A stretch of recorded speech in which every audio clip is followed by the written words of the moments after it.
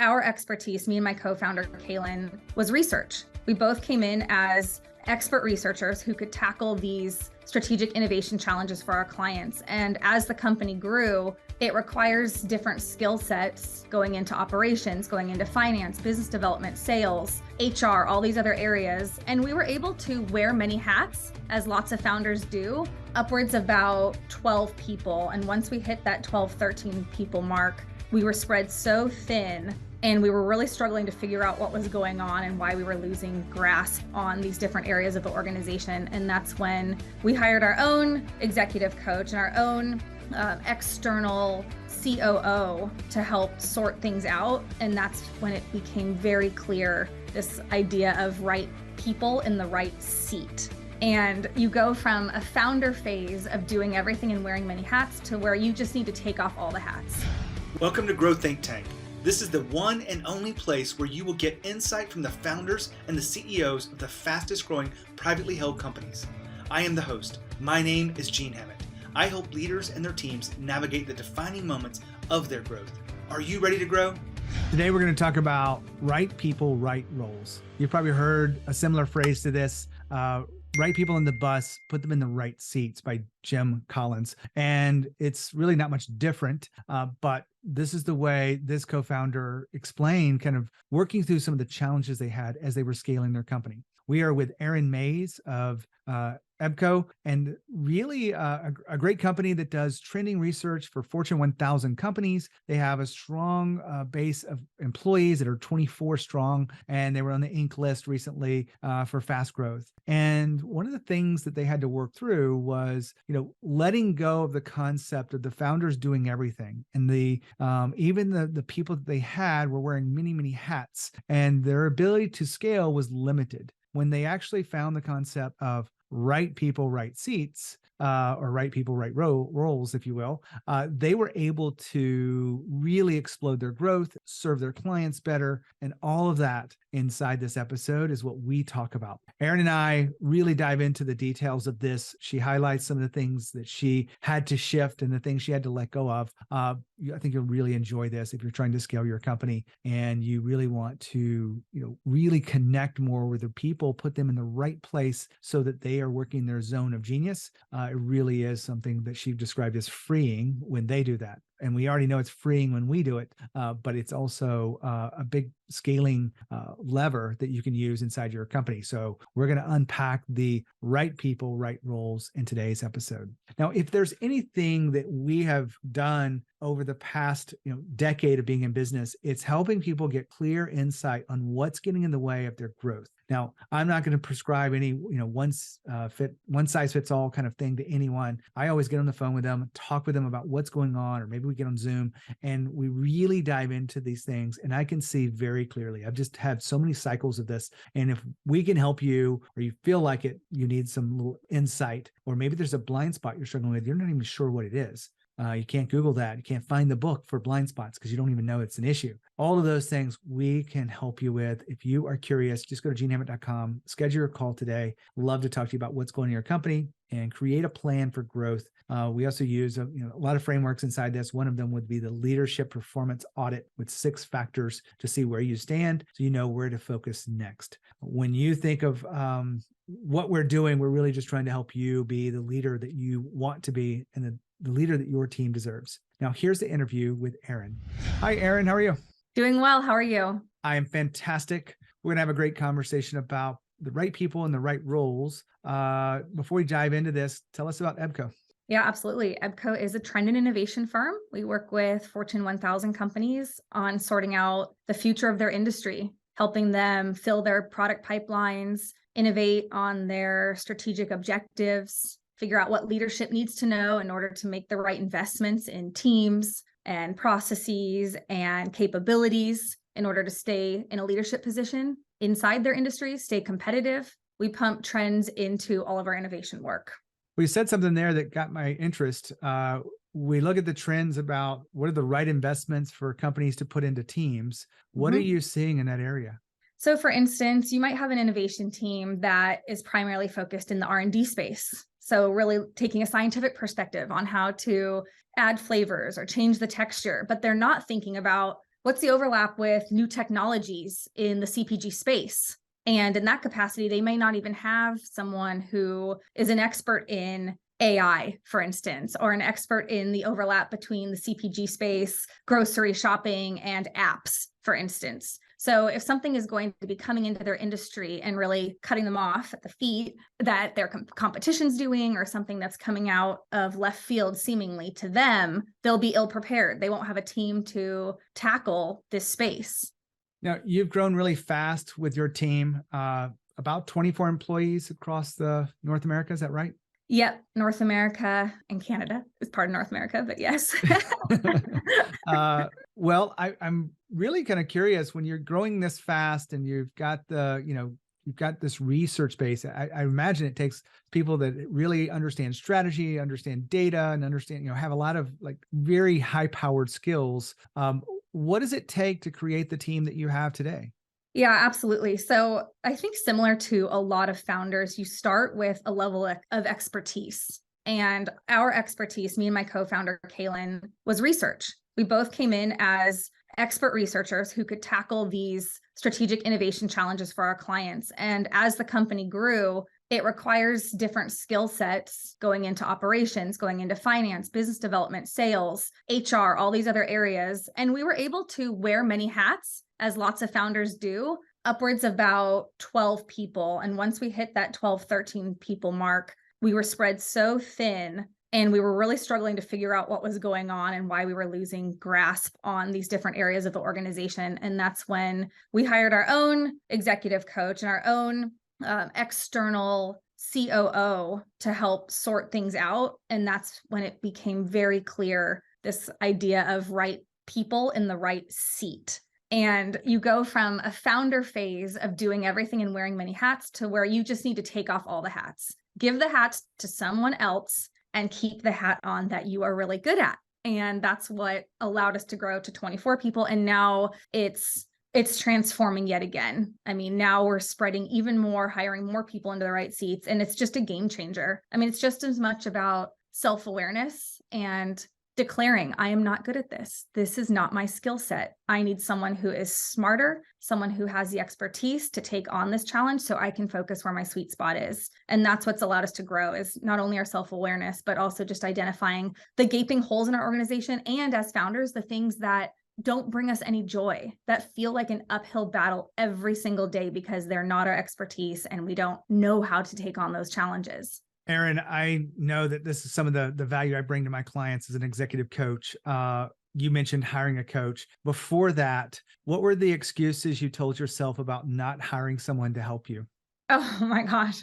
But you mean before we before you actually found the right person and decided to jump in and trust this outside source that had no idea exactly what was going on in your business, but what were the excuses you made? That what you just said, like, no, they can't understand our business.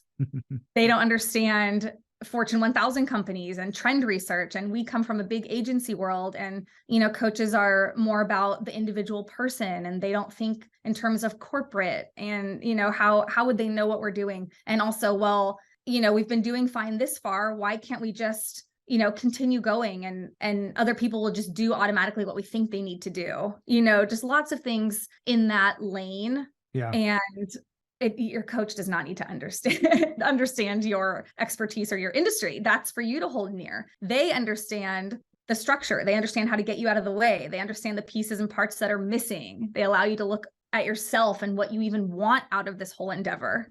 I know we're come here to talk about the right person in the right seat, but I felt like you had to get this right first. You started here. I had no idea where you would go. And I'm not your coach. I want to be very clear with the audience. But I do believe in coaching for myself. I believe, this is what I do for our clients. What was the big transformation that you made in your own self-awareness that allowed you to begin to scale the business the way you have?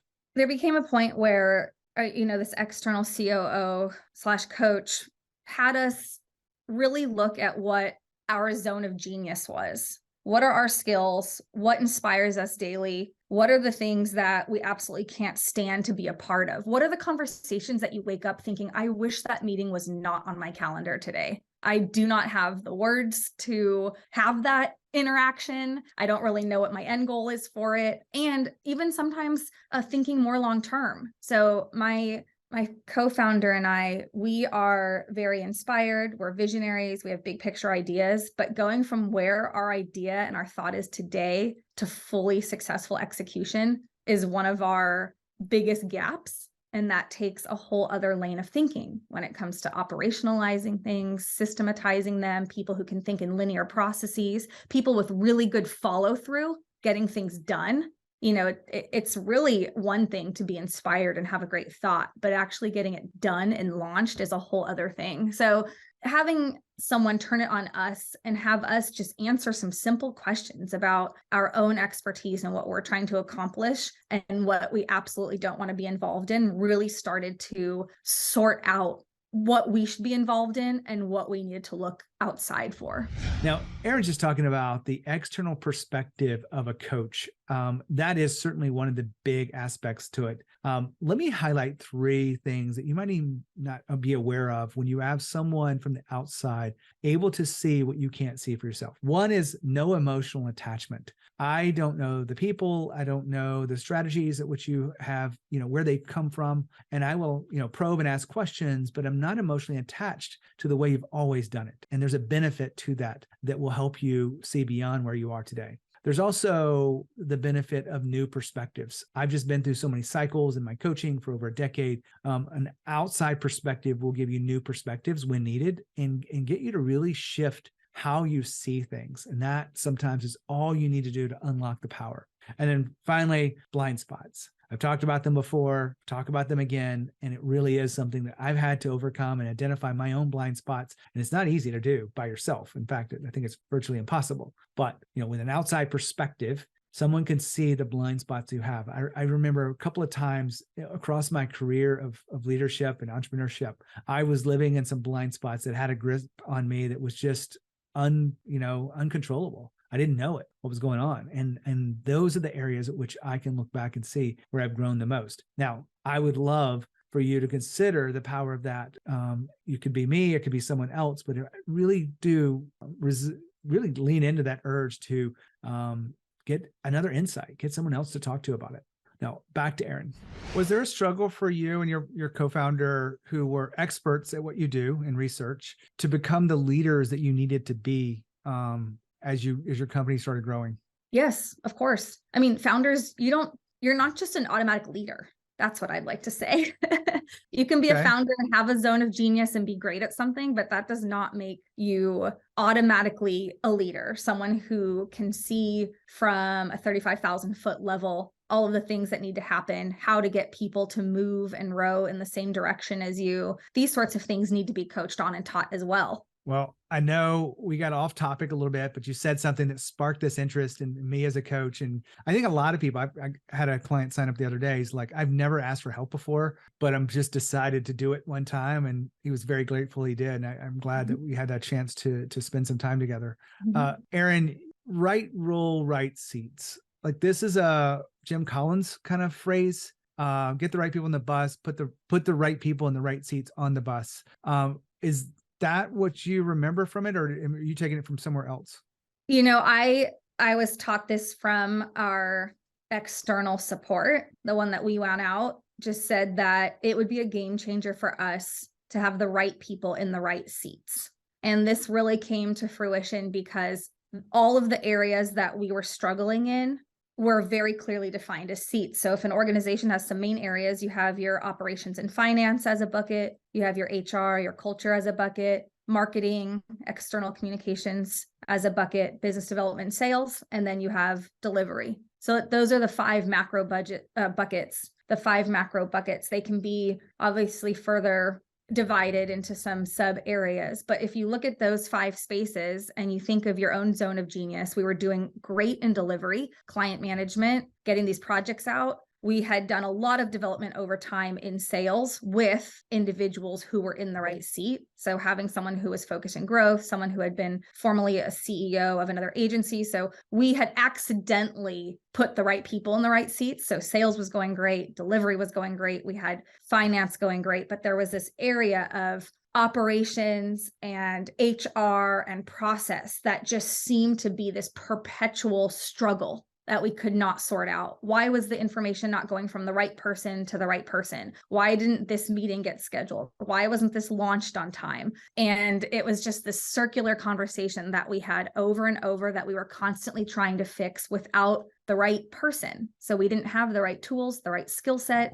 We didn't have the right person managing it or seeing it through. And that was brought to our attention. And when we decided to tackle this head on, it was we needed to find someone who found as much joy and expertise in this space to actually make it happen. It wasn't that we needed to learn how to do it. And that was super clarifying. And you had just said that you spoke with someone who has never reached out for help before. And that was it. It was like, oh, we're struggling here. We need help in this space. And just framing it up that way and thinking of it that way was very, very illuminating.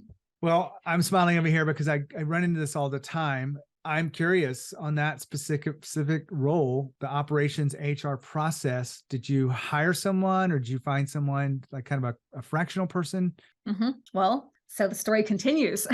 So we identified this gap. Great. So you have this knowledge, but you still need to find not only the right person for the right seat, but also the right person for your organization. So it's actually a level deeper. And so I would say, made maybe 2 or 3 hires that didn't quite work, from a cultural fit, a communication fit. This is where things like Culture Index or DISC really come into play.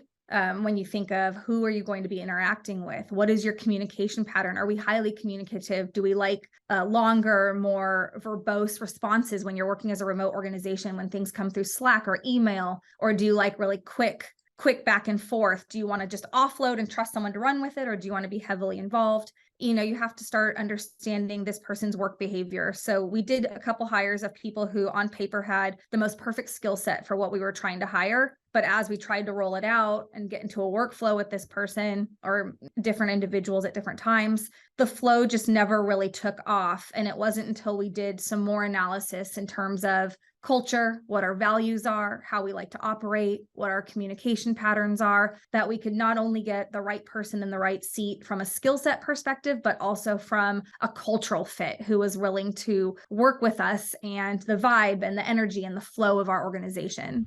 Erin's been talking about culture fit. Now, there's a whole hiring process that you can realign to make sure you have the right culture fit. Now, I will say you're going to have to hire people that have some skills. I mean, rarely do people have companies where they can bring in people with no skills whatsoever. It's good when you can. It's a lot cheaper, but it's a lot more time, and there's a lot of turnover in that space because people just don't work out. But when you're hiring for a culture fit, one of the easiest things you can do is look at the values that you have and the mission for your company and create questions inside the selection process, the hiring, if you will, interview process that allow you to figure this out. Now, we are coming up with a collection of great interview questions. And if I can get you that, so you have a starting point, let me know. Send me an email, gene@genehammett.com. I'd be glad to give you a list of those questions and explain how to use them. You can share them with your managers and anyone, your HR people. But we've been collecting these things over the years, and we are going to make it available to you. I don't have a landing page. We're not fancy like that here. Send me an email, gene@genehammett.com, if you want our interview questions that allow you to unlock the leaders of your company.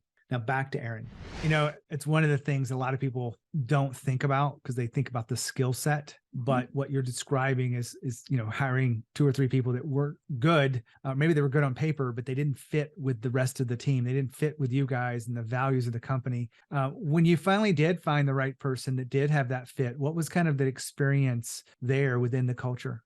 Yeah, that's a great question. So, I mean, I think looking back and looking forward, it's 2 things. So looking back, it's like really realizing the critical importance of our values and our cultural fit, which, like you just said, it's so easy to look that over. I think early on in our entrepreneurial endeavors, you just think that anyone with a skill set can do anything and fit anywhere. And maybe it sounds obvious to the audience, but it just doesn't work that way. And I think that was a really huge learning. And this individual that we're working with now, she really listens. She has the right temperament, the right background, We've also been a lot more forthright with our expectations of communication and workflow and process, in terms of working with us as founders, so that that's an easier lift than going backwards and trying to fix things or make things different than how they started. So getting off on the right foot and just looking forward. She has lots of plans, lots of follow through that are very in line with the things that we've been trying to accomplish for a long time.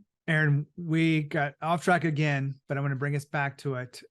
Right person, right role, or right person, right seat on the bus. When you were able to start moving people around, maybe they're in their zone of genius, like just like you're in your zone of genius. What has happened as you produce value work for your clients, and kind of give us a little idea of that? Are you asking how has it changed our work to have people in the right seats? Yes. So my co-founder, she's our chief visionary officer, and she's responsible for the strategic direction of the deliverables, as well as service and product development, making them stronger and more refined. And she has been able to, in that role, absolutely blossom because she is not burdened by being in the wrong seat herself, which is huge. And I work primarily more on the operational and business development side. And we've been able to do all kinds of new marketing initiatives, new types of client engagement or audience engagement, I should say, really fun things that excite and inspire us. And whenever I think founders are excited and inspired, the business can grow, sales works better, clients are more inspired, and the things that had us bogged down and stressed out have now been passed on to people who are in the right seat, who can properly run with it. And that's just opened up a whole new world of freedom to think and explore and grow. I've got to imagine the employee experience is quite different from before, because I know wearing a lot of hats is good for some people, but it's stressful for many others. They're not all built to be entrepreneurs like you and your co-founder. The employee experience, now that people are in the right seat, what is that like? It's great. They have much more support. Instead of one-off conversations about what's going on or when is this happening and things seeming a little bit disconnected, being in a remote work environment, there's a lot more cohesiveness, there's a lot more structure. And it's really amazing because when you would initially think about having a stronger operational presence, more processes and more structure, especially with strategists who are very creative and free flowing in their thinking and their research, it sounds like it would be more confining and more structured and perhaps more stressful for them. But it's exactly the opposite. It is freeing. They are now free to operate in their own zone of genius, their own expertise as strategists and in client management, and building those relationships without the stress of thinking about timelines and when something is due, and if we need any external resources or vendors to support our projects. If our team is having an influx of work, now we have someone who's in charge of resourcing to make sure that we have external support or even more hires I'm sorry, I lost my train of thought. If we have more hires ready to go for expanding our team. So all of these things have been released of them by having more structure in place. So it's actually given them a lot more freedom and a lot more support. Well, Erin, I really appreciate you being here to share your wisdom about the right people in the right roles. And I really would love to just thank you. Can I say a few more things? Sure. Okay. One thing to think about for right people in right seat is that beyond expertise, there's also this element of identifying whether the role is a slower, more methodical thinking role, someone who needs to be more calculated and take the time to create a process with deadlines and timelines and follow through on that, or if you need someone who has that upfront inspiration who could move quickly through ideas. So it's really important to think about, in that right seat, not only the expertise, but how behaviorally do you want that person to be operating? And so thinking about the speed at which they act. Is this someone who pauses, takes in a ton of detail, and then acts? Or is this someone who acts before they need all of that detail? Is a really critical differentiator that we've seen between different seats before, and really caused us to slow down in certain areas where it's beneficial to the organization to have someone who's really going to think through those details. Also thinking about how detailed the person is in general. So some people can act on very little information and some people need a lot more information. So just thinking about some of the behavioral ways that people operate in a role and what's acceptable to you can really get the right person in the right seat. Well, I appreciate you adding that level of insight. Thanks for being here and sharing your wisdom. Thank you. Thank you so much. Wow, great interview. Love having conversations with people who are talking about how they're investing in their people and how they're making shifts and how they're growing themselves. Leaders must evolve or die. I believe this, and I share it with you because I really want you to see the power of evolving and getting people, the right people in the right roles. Well, all that concludes today's episode. If there's anything I can help you with, make sure you reach out. And when you think of growth and you think of leadership, think of Growth Think Tank. As always, they encourage. We'll see you next time.